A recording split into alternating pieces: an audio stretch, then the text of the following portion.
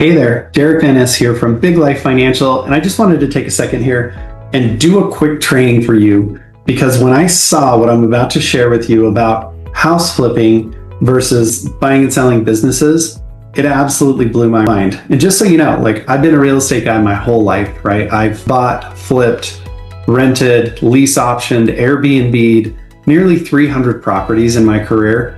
And I can tell you this, I have always thought that real estate was an incredible tool, and it totally is, no matter what I'm about to say here.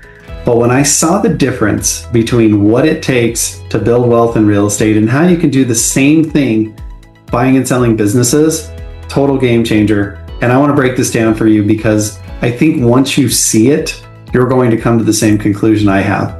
So I'm going to quickly do a quick screen share here and allow you to, I'm going to break this down for you in a way that you're going to absolutely love. And by the end of this, you're going to know exactly what I'm talking about here. So traditionally, what a lot of business owners think of when they think of real estate is they think, okay, I've got my main business over here, right? And we'll call this business number one.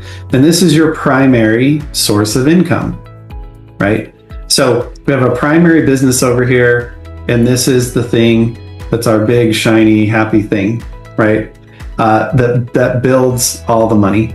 Now, most people take and they kick that money off and they buy rental properties, right? So let's say you're buying a $400,000 rental property. You probably need to put in $80,000 of your own money, right? And then a $400,000 rental property, depending on where you're at in the country, this might turn into, I don't know, let's call it $500 a month, right? $6,000 a year of cash flow. Now, we also know that in real estate, you get to depreciate the asset, which is awesome. So you get some tax breaks and you get appreciation, which means the house goes up in value over time, right? And I do think with inflation, we're going to see, more of that happening. So you get this cash flow, plus you get the depreciation, plus you get the appreciation, and you get some interest write-offs and stuff. But the big thing here is, you are building an asset for the long haul. And so a lot of people feel like, okay, I can buy, one of these houses every couple of years. And over time, we can build a nice little rental real estate income, right?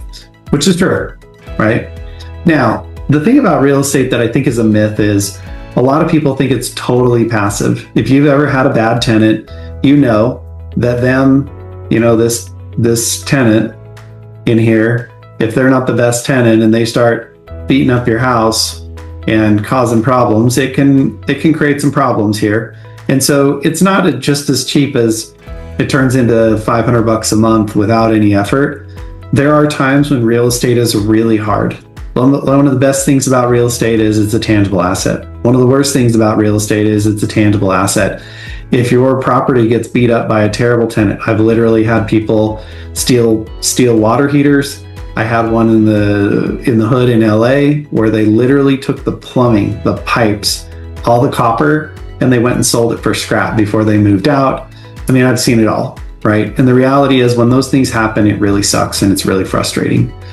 By and large, it can be really awesome, but most people think if I don't, I'm tired of working in my own business and someday I want to be able to take that business and turn it into passive income. They look at real estate as the way to do that. Now, if we do that, and let's say you buy, one of these $400,000 properties every 4 months, every 6 months or a year or 2 years or whatever, and you kind of get those same kind of numbers on it, right? I don't know why my pen's being so slow here, but we'll get to it, right? And you do one of these every single couple of years. Over time, you end up with a really nice portfolio. And this is why it's so appealing, because over time, it does get better and better.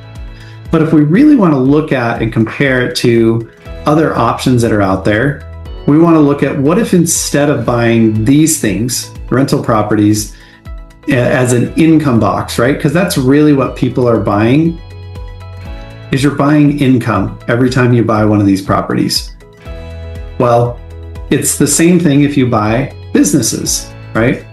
So let's say we look at businesses instead, and we're looking to buy an income box. So we do the same kind of thing. Let's say we put $80,000 down, right?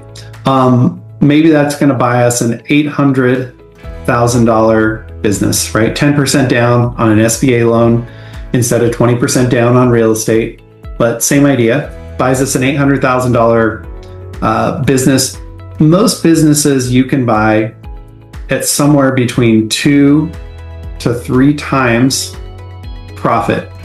Now, the technical term is EBITDA, right? Which is earnings before interest, taxes, depreciation, and amortization. What it really means is the amount of money that you're going to take home, like and realize in real money, not including all that stuff you get to write off on your taxes, right? So if we're paying $800,000 for a business at a 2 to 3x, we're probably getting, let's call it 200, I'm going to be conservative, $250,000 to $350,000 of income, right? So already you can see the difference here of $500 a month versus $25,000 or $30,000 a month. Now this $6,000 is after debt service. So if we were to get an $800,000 loan, less cash flow. So let's go ahead and we will pull up calculator.net. Okay. If we go into calculator.net, this is a great website. I know it looks like it was made in 1994, but it actually has mortgage calculators, loan calculators, auto calculator, everything. If you want health calculators, it's got a bunch of stuff here. But if we're going to look at this and we say, okay, let's look at a loan calculator. If you got a loan for $720,000, right? Because you put 10%. Well, you put 10% down, right? So $720,000 over 10 years. Current rates are closer to, let's call it 10%. Let's look at the loan payment on that. So your loan payment on that is going to be $9,500, right? But let's just keep it super simple here. So $9,500. If we come here and we go, okay, this equals 20 to, let's just call it $30,000 a month. So let's just average that out and say you're going to get $25,000 a month in revenue, but then you got to pay for the loan, right? So you got a loan and the payment on that is $9,500. Okay. So if we pull this out, let's just round this up to $10,000. Your net is, you're getting $15,000 a month, right? So same investment in here at $80,000 in, one produces $6,000 a year. The other is $15,000 a month. So if we do that times 12 times 15 is $178,000 a year in cash flow, right? This is after all the bills and everything are paid. This was profit over here, not gross, right? If we paid that much for it. So $178,000 a year versus $6,000 a year. Now, yes, you get some depreciation over here, and yes, you get some appreciation over here, right? The way that businesses appreciate is if you can take this $800,000 and you can, let's say you can add 5% a year to that. So it goes from 800 to 840, from 840, it goes up another 5%. So let's call it 885, right? That's how you're going to increase your value. But here's the thing, even at 5% value, if it goes up 5%, in the next year, you're at 845. And then the next year at 5%, you're at let's call it 890, right? So you're driving up your value by 5% every year, which is similar to what you're going to get in appreciation. But if you run your business well, If you can get 10%, you can get 15%, you can get 20% growth. The difference is with a business, the income that you get from it is driven more by cash flow, right? If you can increase the cash flow and get it to go up, then it's going to increase the value of your business. Whereas real estate kind of adjusts for inflation, right? Like over the long term, if you adjust it for inflation, real estate has stayed fairly consistent in its value. So you're getting the appreciation, but you're not really outrunning inflation by a whole lot. And then you do get these tax breaks. You get to depreciate things, but businesses also have major tax breaks when you buy equipment or you reinvest in the business. So you still get some depreciation. The difference is, let's say you get a depreciation on this $400,000 house, you're probably going to get to depreciate, let's call it $15,000 a year, right? Because that happens over 29 and a half years. So that's a tax write-off. If you're at a 33%, this might be worth another $5,000 in cash to you after that write-off. So now you're a little bit of growth. You know, if this goes up 5%, you've got 5% of 400,000 is $8,000 in appreciation.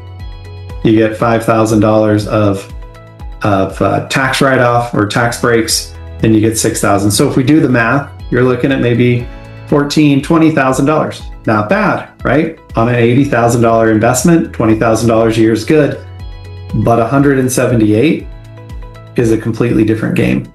Now, can a business be more work than real estate? Yes, it can, but it won't necessarily be. If you buy the right business, if you buy it, like I said, as an income box, you're going to be buying a business that already runs really well on its own. And if we start doing the math here, just like each one of these rental properties is not a house that you have to live in and mow the lawn and do the dishes and everything, these businesses you buy down here are also not going to have you doing the paperwork and payroll and all the other stuff that you might do in your first business, right? So as we do this, if we roll this out over time, the difference here is if we take this math at, let's call it 20K a year, like I said, that's great, right? We do that times 4 and you end up with 80K a year, which, listen, great. That's a nice little income portfolio. If we were to do the same thing with 4 businesses without even appreciation at $178,000 a year times 4. So this means you didn't make the business any more profitable.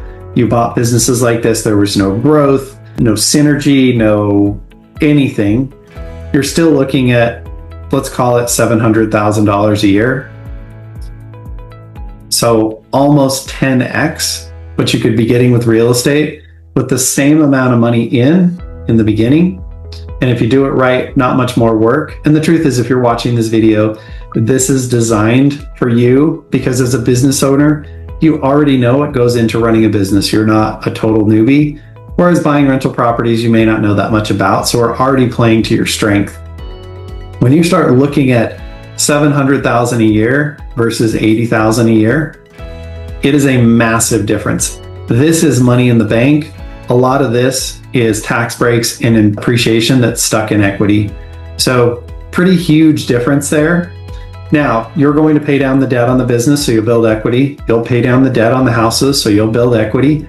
But the difference here is stark. And this is why I think that house flipping, although it's a very powerful tool, if you're buying houses, like if you're doing the BRRR, which is buy it, rehab it, refinance it, and then repeat, and you do that over and over again, you're still way behind what you can do buying businesses. So for the same money, if you're willing to look at how it really works, then this is your opportunity. So if you've ever considered this, or you want to talk more about what might it look like to build a business portfolio instead of real estate portfolio, or if you want a deep dive on this, we've got a video. You can just click the link down below where we go into it even more in depth. We spend about an hour and 20 minutes on it, go really in depth. You can see the numbers, how it really works out, what the reality of that is. Or if you're interested, you can always reach out to us at biglifefinancial.com. We'd be more than happy to talk with you about what this process looks like, how we teach it, and how we help people to create these kinds of portfolios. So that's all I really wanted to talk about today. I wanted to give you a little taste of what I believe is the biggest opportunity out there in business for existing business owners. And can't wait to see you on the next one, but thanks for taking some time.